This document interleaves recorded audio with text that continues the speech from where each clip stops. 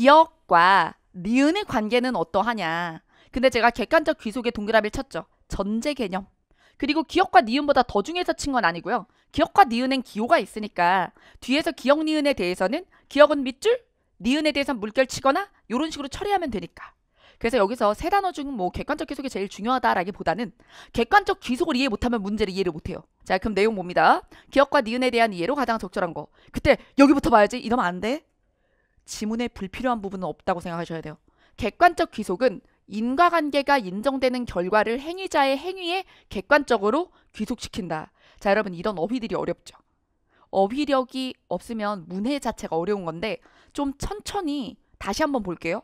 만약에 근데 여기 아예 모르는 어휘가 없으면 그냥 사전에 끼고 살아야 되는 거야. 이 정도의 상용 한자어는 알아야 되는 거야. 근데 모국어니까 어휘를 안 외워도 뭐가 되겠지라고 생각하시는 분들이 있는데 그거는 시험이 원하는 수준의 어휘력이 있을 때 얘기죠. 근데 그렇지 않은 경우에는 영어에 비등할 정도는 아니지만 영어의 3분의 1 정도의 한국어 어휘에도 시간을 쓰셔야 결국에 독해력이 올라요. 어휘력이 없는 상태로 뭔가를 해서 독해력이 좋아질 수는 없어요. 독해 훈련을 하다가 어휘력이 좋아질 수도 있지만 너무너무 어휘력이 안 좋으면 어휘를 위해서도 시간을 쓰시긴 해야 됩니다. 자, 그럼 여기서 귀속이 뭐예요? 종속, 귀속, 구속, 따라 붙는다, 그것에 포괄되다 이런 뜻이에요. 자, 그럼 인과관계가 인정되는 결과가 있어. A 때문에 B가 벌어졌다가 인정되는 B야. 근데 행위자의 행위에 그러면 행위자의 행위가 A고 결과가 B예요. 근데 A, B 사이에 인과관계가 있다라고 인정이 된다는 거죠. 그러면 그때 우리가 A 속에 B를 귀속시킨다는 거야. 그러니까 A, B가 필연적인 것처럼 얘기를 한다는 거죠. 그러니 이 얘기가 무슨 얘기냐면 인과가 필연이 아니더라도 필연인 것처럼 여겨버린다. 이런 뜻이에요. A라는 행동을 해서 B가 일어날 수도 있고 일어나지 않을 수도 있지만 일어날 수도 있다면 그냥 그건 A 때문인 걸로 하지. 이런 거예요. 네. 자, 그 다음 합법적인 대체행위 이론에 따르면 행위자가 과실이야. 일부러 그런 거 아님. 적법하지 않은 행위를 했어요. 그러면 불법행위야. 적법하지 아니하다는. 불법을 했는데 일부러 그랬다 아니다. 일부러 그런 건 아니야. 자, 그럴 때 어떤 결과 B가 발생한 거예요. 만약 과실행위 대신에 적법한 행위를 했더라도 결과가 달라지지 않았을 거라고 본다면 이 얘기는 그 실수를 안 했다고 하더라도 B가 일어날 가능성이 있는가? 이걸 보겠다는 거야. 자, 이 사람이 어떤 실수를 해서 문제가 생겼어. 근데 이 사람이 실수를 안 했어도 실수 안 하고 똑바로 처리를 했어도 B는 벌어질 수도 있었다면 처벌을 안 받는다는 얘기예요. 자, 그래서 여기서 그땐 객관적 귀속 타당성이 인정되지 않아서 그게 A 때문에 B가 꼭 일어난 건 아니고 A가 아니었어도 그지? 똑바로 했었어도 나대이였어도 B가 일어날 수 있잖아 라고 할 거라는 거죠.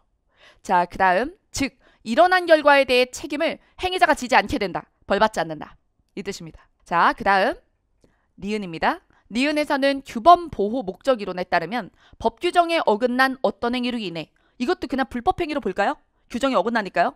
불법 행위로 인해서 결과가 발생한 게 명확하지만 그 행위를 금하고 있는 규정의 목적 자체가 바로 그 결과를 방지하려고 만들어진 것이 아니라면 불법 행위를 했어. 비사태가 벌어졌어. 근데 그 어떤 행위를 하지 마라고 한 이유가 B 케이스 때문이 아니라 C 케이스 때문이야. 그러면 법에는 C가 아니면 문제 없음. B라는 사고를 쳤지만 하지만 이 법이 만들어진 건 B 때문이 아니라 C 때문이니까. 그러니까 벌 안 받아. 이렇게 한다는 거예요. 이해되셨죠? 자, 그러면 이제 가봅시다.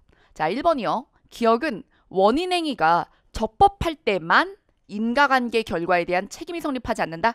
여러분, 적법할 때만인가요? 아니면 적법하지 않은 행위를 해도 적법한 행위를 했을 때 차이가 없다면인가요?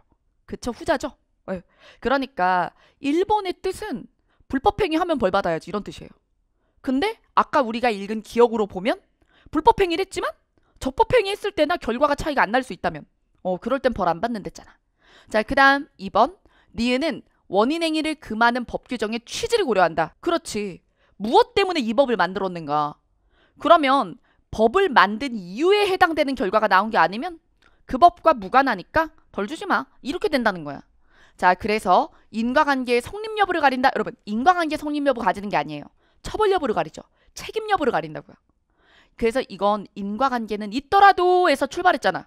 인과관계에 있더라도 무엇을 객관적 기속 여부 결정이죠. 자, 그래서 객관적 기속 여부, 책임 여부.